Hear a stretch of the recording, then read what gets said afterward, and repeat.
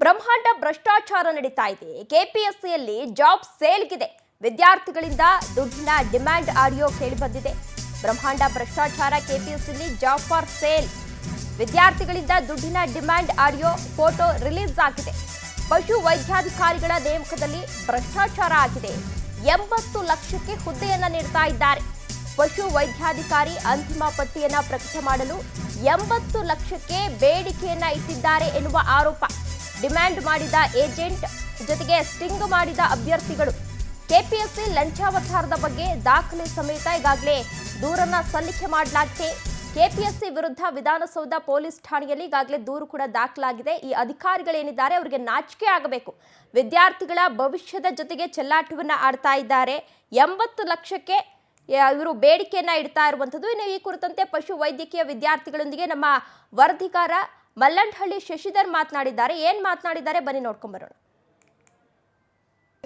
ಸಾಕು ಒಂದ್ ರೀತಿಯಲ್ಲಿ ಒಂದ್ ಕಡೆ ಬ್ರಹ್ಮಾಂಡ ಭ್ರಷ್ಟಾಚಾರದ ಕೂಪ ಅನ್ನೋದು ಮತ್ತೊಮ್ಮೆ ಸಾಬೀತಾಗಿದೆ. ಯಾಕಂತಂದ್ರೆ ಈಗ ಪಶು ವೈದ್ಯಕೀಯರನ್ನ ನೇಮಕಾತಿಯಲ್ಲೂ ಕೂಡ ಸಾಕಷ್ಟು ಪ್ರಮಾಣದಲ್ಲಿ ಅಕ್ರಮ ಆಗಿದೆ. ಹಣ ಕೊಟ್ಟು ಲಂಚ ಕೊಟ್ಟು ಈಗ ಎಲ್ಲರೂ ಕೂಡ ಪಟ್ಟಿಯನ್ನ ಬಿಡುಗಡೆ ಮಾಡಿದ್ದಾರೆ ಅಂತ ಹೇಳ್ಬಿಟ್ಟು ವಿಧಾನಸೌಧ ಪೊಲೀಸ್ ಠಾಣೆಯಲ್ಲಿ ವಿದ್ಯಾರ್ಥಿಗಳು ಇವತ್ತು ದೂರನ್ನು ಕೂಡ ಕೊಟ್ಟಿದ್ದಾರೆ, ಅದು ದಾಖಲೆ ಸಮೇತ. ಇನ್ನೊಂದು ದೂರದಾರರಂತ ಶಶಿಕಾಂತ್ ಅವರು ನಮ್ ಜೊತೆ ಇದ್ದಾರೆ, ಬನ್ನಿ ಅವ್ರ ಜೊತೆ. ಸರ್, ಈಗ ಕೆಪಿಎಸ್ಸಿ ಅಕ್ರಮದ ಬಗ್ಗೆ ತಾವು ಬಯಲಿಗೆಳೆದಿರಿ, ದಾಖಲೆ ಸಮೇತ ದೂರನ್ನು ಕೊಟ್ಟಿದ್ದೀರಿ, ಏನೇನು ದಾಖಲೆ ಇದೆ? ಸರ್, ನಾವು ಹಿಂದೆ ಕೆಪಿಎಸ್ಸಿಯಲ್ಲಿ ಏನು ಸಾವುಕಾರ ಶಿವಶಂಕರಪ್ಪ ಅವರು ಮಾಜಿ ಅಧ್ಯಕ್ಷ ಏನಿದ್ದಾರೆ, ಅವರು ಸಾಕಷ್ಟು ನಾವು ಎಷ್ಟೆಷ್ಟು ಡಾಕ್ಯುಮೆಂಟ್ಸ್ ಇತ್ತು ಅಷ್ಟು ಕೊಟ್ಟಿದ್ವಿ ಗವರ್ನರ್ಗೆ. ಕಂಟಿನ್ಯೂಸ್ ಆಗಿ ಎಫರ್ಟ್ಸ್ ಆಗ್ತಿದೆ, FIR ಮಾಡಿಸಿದ್ವಿ. ಅವ್ರನ್ನ ಇವಾಗ ಸಸ್ಪೆಂಡ್ ಮಾಡ್ತಿದ್ದಾರೆ. ಅಂತ ವ್ಯಕ್ತಿಗಳನ್ನ ಬರೀ ಸಸ್ಪೆನ್ಷನ್ ಸಸ್ಪೆನ್ಷನ್ ಮಾಡಿ ಸುಮ್ಮನೆ ಒಂದು 6 ತಿಂಗಳು ಅವರಿಗೆ ರಜಾ ಕೊಟ್ಟು ಮತ್ತೆ ವಾಪಸ್ ಅದೇ ಇದು ಹುದ್ದೆಗೆ ವಾಪಸ್ ಬರುವಂತದ್ದಲ್ಲ ಸರ್. ಅವರಿಗೆ ಗಲ್ಲಿಗೆ ಏರಿಸಬೇಕು. ಯಾಕೆ ಅಂತಂದ್ರೆ ಈ ವೆಟರ್ನರಿ ಆಫೀಸರ್ ಅಲ್ಲಿ ಒಂದು ಗ್ರೂಪ್ ಎ ಪೋಸ್ಟ್ ಅಲ್ಲಿ ಅವ್ರ ಸಂಬಂಧಿಕರೇ ಸೆಲೆಕ್ಟ್ ಆಗಿದ್ದಾರೆ ಅಂತಂದ್ರೆ ಎಷ್ಟು ಮಟ್ಟಿಗೆ ಭ್ರಷ್ಟಾಚಾರ ಆಗಿದೆ ಸರ್. ಇದರಲ್ಲಿ 1:3 ಪ್ರಾವಿಷನಲ್ ಲಿಸ್ಟ್ ಬಿಟ್ಟಾಗ ಇವ್ರದ್ದು ಫೋನ್ ನಂಬರ್ ಇರಲ್ಲ, ಅಡ್ರೆಸ್ ಇರಲ್ಲ. ಕ್ಯಾಂಡಿಡೇಟ್ಸ್ಗೆ ಮಿಡಲ್ ಮ್ಯಾನ್ ಏಜೆಂಟ್ ಇಟ್ಬಿಟ್ಟು ಫೋನ್ ಮಾಡಿಸಿ 80 ಲಕ್ಷ ಡಿಮ್ಯಾಂಡ್ ಮಾಡ್ತಿದ್ದಾರೆ ಅಂತಂದ್ರೆ ಕೆಪಿಎಸ್ಸಿಯಲ್ಲಿ ಎಷ್ಟು ಭ್ರಷ್ಟಾಚಾರ ಆಗ್ತಿದೆ, ಎಷ್ಟು ಜನ ಮೆಂಬರ್ಸ್ ಇದ್ದಾರೆ, ಕೆಪಿಎಸ್ಸಿ ಅಧ್ಯಕ್ಷರು ಎಷ್ಟು ಜನದ ಈ ಲಿಸ್ಟ್ ಅಲ್ಲಿ ಹುದ್ದೆಗಳನ್ನ ಮಾರ್ಕೊಂಡಿದ್ದಾರೆ, ಅವರಿಗೆ ಗಲ್ಲಿಗೆ ಏರಿಸಬೇಕು ಸರ್. ಯಾಕೆಂದ್ರೆ ಸ್ವತಃ ನಾನೇ ಮಾತಾಡಿದೀನಿ ಏಜೆಂಟ್ ಹತ್ರ.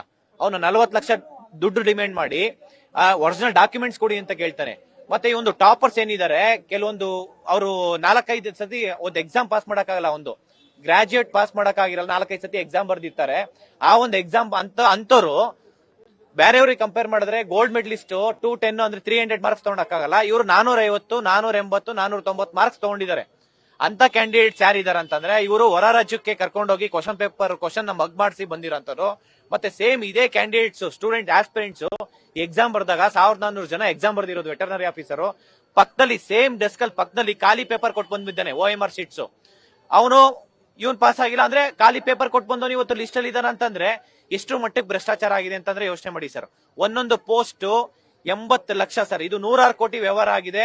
ಸುಮಾರು 329 ಪೋಸ್ಟ್ ಅಲ್ಲಿ ಏನಿದ್ದಾರೆ, ಇದು ಮೋರ್ ದೆನ್ 60 to 80% ಕರಪ್ಷನ್ ಆಗಿದೆ ಸರ್. ಇದನ್ನ ಸೀರಿಯಸ್ ಆಗಿ ಕ್ರಮ ತಗೊಳ್ಳಿ.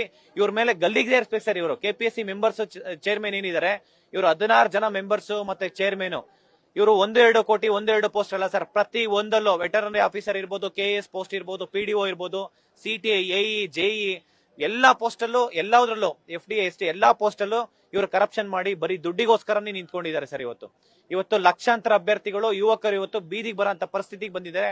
ಇದನ್ನ ಸರ್ಕಾರ ಗಂಭೀರವಾಗಿ ತಗೊಂಡಿಲ್ಲ ಅಂತಂದ್ರೆ ನಾವಂತೂ ಬಿಡಲ್ಲ ಸರ್. ಇಡೀ ರಾಜ್ಯಾದ್ಯಂತ ದೊಡ್ಡ ಮಟ್ಟಕ್ಕೆ ಹೋರಾಟ ಮಾಡ್ತೀವಿ. ಎಷ್ಟು ಪೋಸ್ಟ್ ಗಳನ್ನ ಕಾಲ್ಫಾರ್ ಮಾಡಿದ್ರು, ಎಷ್ಟು ಅಕ್ರಮ ಆಗಿದೆ ಸರ್? 400 ಪೋಸ್ಟ್ ಕರೆದಿದ್ರು, ಬಟ್ ಫೈನಲ್ ಲಿಸ್ಟ್ ಅಲ್ಲಿ 330 ಬಂದಿದೆ. ಇನ್ ಮಿಕ್ಕಿದ್ದವರು 210 ಕ್ವಾಲಿಫೈಯಿಂಗ್ ಮಾರ್ಕ್ಸ್ ಇರುತ್ತೆ, ಕ್ವಾಲಿಫೈ ಆಗ್ಲಿಲ್ಲ ಅನ್ಬಿಟ್ಟು ಅದಕ್ಕೆ ಲಿಸ್ಟ್ ಅಲ್ಲಿ ಅನೌನ್ಸ್ ಆಗಿಲ್ಲ. ಸೊ ಈಗ ಫೈನಲ್ ಲಿಸ್ಟ್ ಅಲ್ಲಿ 330 ಇದ್ದಾರೆ ಸರ್. ಅದೇನಾಯ್ತು ಅಂದ್ರೆ ಎಲಿಜಿಬಿಲಿಟಿ ಲಿಸ್ಟ್ ಬಂತಲ್ಲ, ನಂತರ ದಿನಗಳಲ್ಲಿ ಈ ಮೀಡಿಯೇಟರ್ ಅಂತಾರಲ್ಲ ಅವ್ರುಗಳು ಫೋನ್ ಮಾಡಿದ್ದಾರೆ. ಇವ್ರಿಗೆ ನಂಬರ್ ಎಲ್ಲಿ ಸಿಕ್ತು? ಅದೆಲ್ಲ ಆಡಿಯೋ ವಿಡಿಯೋ ಎಲ್ಲ ಇದೆ, ಸಬ್ಮಿಟ್ ಮಾಡ್ತಾ ಇದೀವಿ.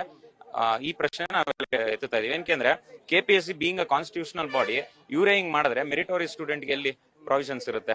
ಆಮೇಲೆ ಅಲ್ಲಿ ಬಂದಿರೋರು ಯಾರು ಟಾಪ್ ಇವರಲ್ಲ, ಅವ್ರನ್ನೆಲ್ಲ ನೋಡಿದೀವಿ ರೆಕಾರ್ಡ್ಸ್ ಎಲ್ಲ. ಈಗ ಫಾರ್ ಎಕ್ಸಾಂಪಲ್ IFSM 330, 320 ತೆಗೆದ್ರೆ ಇವರು 460, 470 ಆ ಪೇಪರ್ ಎಲ್ಲ ಮಾಡಕ್ಕೆ ಆಗಲ್ಲ ಸರ್. ಯಾಕೆ ಟಫ್ನೆಸ್ ನಾವು ನೋಡಿದೀವಲ್ಲ, ಅದಕ್ಕೋಸ್ಕರ. ಇನ್ನು ಈ ಪಶು ವೈದ್ಯಕೀಯ ಅಕ್ರಮಕ್ಕೆ ಸಂಬಂಧಪಟ್ಟಂತೆ ರೈತ ಮುಖಂಡರು ಕೂಡ ಈ ಒಂದು ಹೋರಾಟಕ್ಕೆ ಬೆಂಬಲವನ್ನು ಕೂಡ ಕೊಟ್ಟಿದ್ದಾರೆ. ಬನ್ನಿ ಅವರು ಕೂಡ ಕೇಳೋಣ. ಸರ್, ರೈತರು ಕೂಡ ಈಗ ಬೆಂಬಲವನ್ನು ಕೊಡ್ತಾ ಇದ್ದಾರೆ ವಿದ್ಯಾರ್ಥಿಗಳ ಪ್ರತಿಭಟನೆಗೆ. ತಾವು ಹೇಳೋದಾದ್ರೆ ಈ ಅಕ್ರಮದ ಬಗ್ಗೆ. ಸರ್, ವೈದ್ಯಕೀಯ ಶಿಕ್ಷಣ ಮಾಡೋದಕ್ಕೆ 50% ರೈತರ ಮಕ್ಕಳಿಗೆ ರಿಸರ್ವೇಶನ್ ಇದೆ. ಇವತ್ತು ರೈತರ ಮಕ್ಕಳು ಇವತ್ತು 70 ಲಕ್ಷ 80 ಲಕ್ಷ ಕೊಟ್ಟು ಇವತ್ತು ಅವರು ಉದ್ಯಮ ತಗೊಳ್ಳೋದಕ್ಕೆ ಆಗದೇ ಇರುವಂತ ಪರಿಸ್ಥಿತಿ ಇವತ್ತು ನಾವು ತಲೆದೋರಿದೆ. ಯಾಕೆ ಅಂತಂದ್ರೆ ಇವತ್ತು ಹಣ ಇರುವಂತವ್ರು ಈ ಅಲ್ಲಿ ಓದಂತ ಸಮಯದಲ್ಲಿ ರೈತರ ಮಧ್ಯೆ ಕೆಲಸ ಮಾಡುವಂತವ್ರು ಯಾವ ರೀತಿ ಕೆಲಸ ಮಾಡ್ತಾರೆ ಅನ್ನೋದ್ರ ಬಗ್ಗೆ ನಾವು ಇವತ್ತು ಯೋಚನೆ ಮಾಡಬೇಕಾಗಿದೆ. ಏಕೆ ಅಂತಂದ್ರೆ ಇವತ್ತು KPSC ಎಕ್ಸಾಮ್ ಮಾಡಿರುವಂತದ್ದೇ ಒಂದು ದೊಡ್ಡ ಹಗರಣ ರೀತಿಯಲ್ಲಿ ಮಾಡಿದೆ. OMR ಸೀಟ್ ನ ಓಪನ್ ಯಾರಿಗೂ ಬಿಟ್ಟೇ ಇಲ್ಲ. ಇವತ್ತು ಯಾರು ಎಷ್ಟು ಮಾರ್ಕ್ಸ್ ತಗೊಂಡಿದ್ದಾರೆ ಏನು ಅನ್ನೋದ್ರ ಬಗ್ಗೆ ಇದುವರೆಗೂ ಹೇಳ್ತಿಲ್ಲ. OMR ಸೀಟ್ ಓಪನ್ ಆಗಿ ಎಲ್ರಿಗೂ ಡಿಸ್ಕ್ಲೋಸ್ ಮಾಡಿದಿದ್ರೆ ಇವತ್ತು ಯಾರ್ಯಾರು ಏನೇನು ಮಾರ್ಕ್ಸ್ ತಗೊಂಡಿದ್ದಾರೆ ಏನು ಅನ್ನೋದ ಮೊದಲಿಗೆ ಗೊತ್ತಾಗ್ಬಿಡ್ತಿತ್ತು. ಇವತ್ತು ನೀವು ಇದು ಏನು ಎಲಿಜಿಬಲ್ ಲಿಸ್ಟ್ ಅಂತ ಹೇಳಿ ಬಿಟ್ಟು ನೀವು ಏನು ಹಗರಣ ಮಾಡೋದಕ್ಕೆ ಏನೇನ್ ಬೇಕೋ ಎಲ್ಲಾನು ಫೋನಲ್ಲಿ ಮಾಡ್ಕೊಳ್ಳೋದು, ಅವ್ರನ್ನ ಕರ್ಸ್ಕೊಳ್ಳೋದು, ಮಾತಾಡೋದು, ಅವರ ಹಣ ಡೀಲ್ ಆದಂತವ್ರಿಗೆ ಹುದ್ದೆ ಕೊಡುವಂತದ್ದು, ಇಲ್ಲದೇ ಇದ್ರೆ ಅವ್ರನ್ನ ಬಿಡುವಂತದ್ದು ಇವತ್ತು ಈ ಪರಿಸ್ಥಿತಿ ಆಗಿದೆ. ಇವತ್ತು ರೈತರ ಮಕ್ಕಳು 70 ಲಕ್ಷ 80 ಲಕ್ಷ ಕೊಟ್ಟು ಯಾವ ರೀತಿ ಹುದ್ದೆ ತಗೊಳಕಾಗುತ್ತೆ? ಇವತ್ತು ಅವರ ಒಂದು ವಿದ್ಯಾಭ್ಯಾಸಕ್ಕೆ ಏನ್ ಬೆಲೆ ಇದೆ? ಅದರಿಂದ ಏನ್ ಇವತ್ತು ರೈತ ಚಳವಳಿ ಮುಂದೆ ದಿನಗಳಲ್ಲಿ ಈ ರೀತಿಯಾದಂತ ಭ್ರಷ್ಟಾಚಾರಕ್ಕೆ ವಿರುದ್ಧವಾಗಿರುತ್ತೆ. ಏನ್ ಲಿಸ್ಟ್ ಮಾಡಿದ್ದಾರೆ ಆ ಲಿಸ್ಟ್ ನ ತಡೆ ಹಿಡಿಬೇಕು ಸರ್ಕಾರ.